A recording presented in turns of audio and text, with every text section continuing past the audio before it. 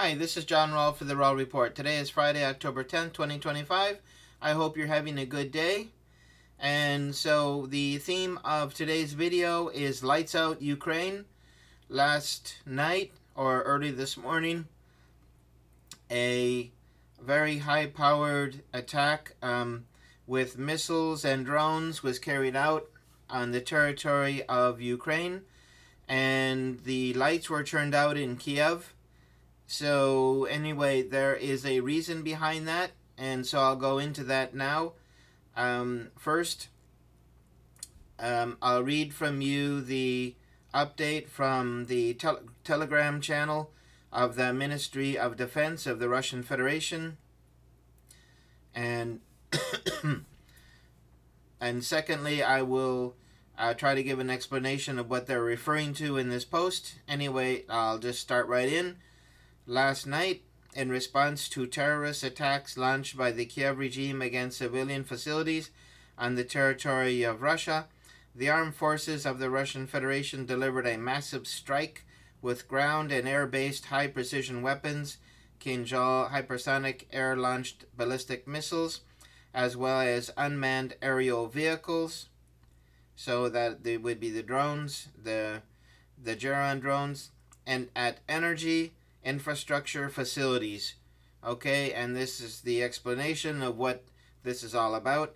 That ensured operation of Ukrainian defense industry enterprises.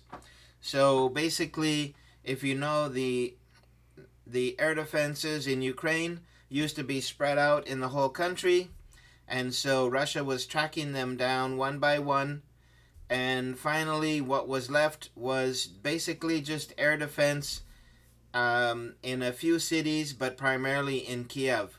So since these Ukrainian defense industry enterprises were being hit, they moved those enterprises to Kiev where there was more stable air defense. So anyway, by turning off the lights to these, the power to these companies, they slow down their defense industry enterprises, possibly for a day or two. But anyway, it is a early warning that this will be a long winter and a hard winter. So anyway, they say the goal of the strike was achieved. All the assigned targets were engaged. So basically, they had enough coverage from their missiles and drones to take out all the targets. And the attacks, what they refer to as terrorist attacks launched by the Kiev regime against civilian facilities, I believe that is referring to their attacks on the Belgorod and Kursk regions. I think that they've attacked the Kursk nuclear power plant. They attacked a power plant in Belgorod. So Ukraine is kind of going for the juggler, trying to create a nuclear accident or trying to shut down the power to these nuclear power plants, which almost does the same thing. And so also they have been attacking the cities of Belgrade and other cities along the border now for several years on a daily basis. So anyway, this may not be necessarily new, but Kiev has certainly stepped up its attacks on the civilian infrastructure, so Russia had to respond, and that was their response. Now the second area of this video, or second point, would be the loss of lives among the Ukrainian armed forces. So we have a report here also on the Telegram channel of the Ministry of Defense of the Russian Federation. And so we have the Sever group, which is in the Kharkiv region.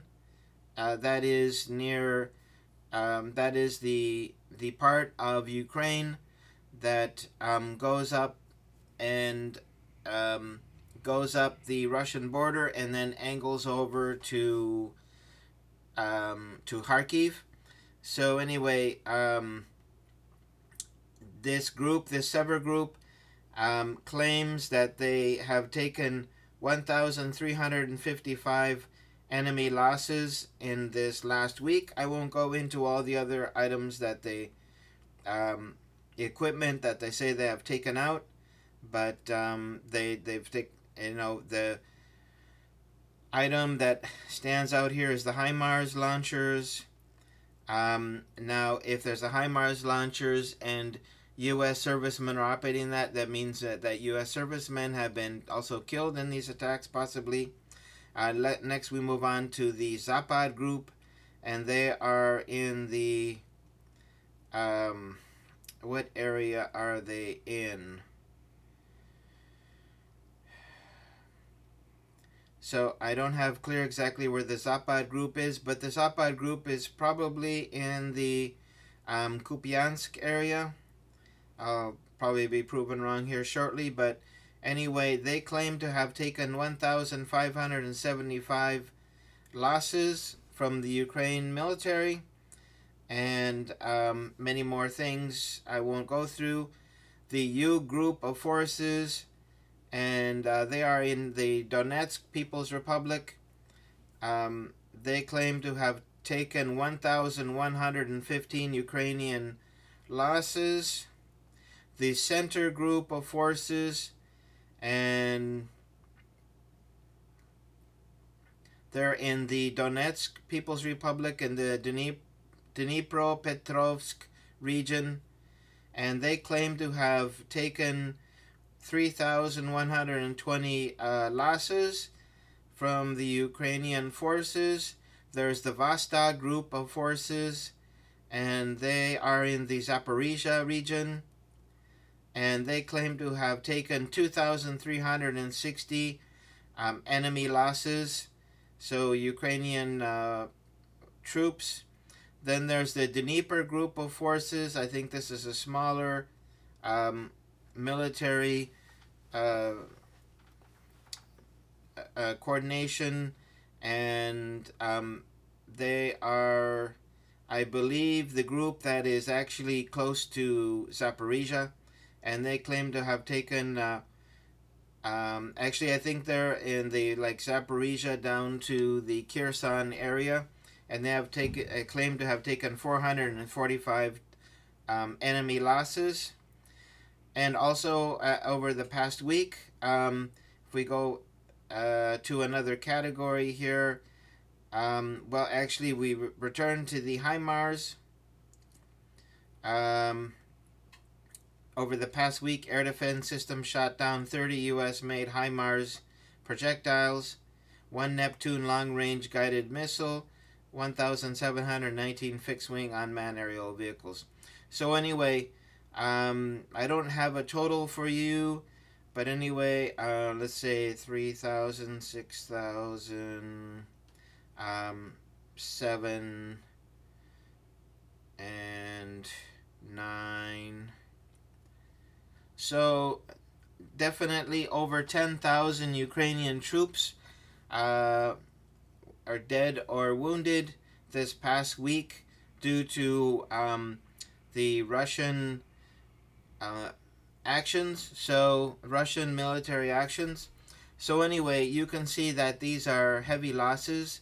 Now, if the Ukrainian military had 1 million soldiers, 10,000 doesn't sound much, but if they are 180,000, you take 10,000 out of the picture, that's 170,000. So that's certainly a much higher percentage of the total overall forces.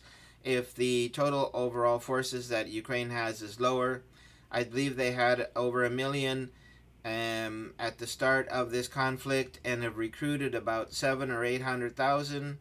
So anyway, depending on what the total number of forces that Ukraine has at its disposition, 10,000 may or may not be a meaningful number. But from what we understand from the Ukrainian POWs, the numbers of Ukrainian soldiers spread out on the front line are, back from the front line, maybe the second layer, are few and far between. 1 or 2 here and 1 or 2 there. So it sounds to me like the Ukrainian forces are in tough shape, and so 10,000 is quite a lot. Anyway, so this video about Lights Out Ukraine, basically, Russia replied to what they considered a terrorist attack, turning the lights off in Kiev to their um, to their military industrial complex that's in the Kiev region and in other areas. Also, Lights Out Ukraine with the losses of over 10,000 for this past week. So if you have 10,000 per week and you have 52 weeks in a year, that's 520,000 in a year. I don't think Ukraine has 520,000 troops now in their forces. So anyway, this is a waiting game for the Russians to take losses every week of this number, and eventually Ukraine will run out of forces and they will collapse.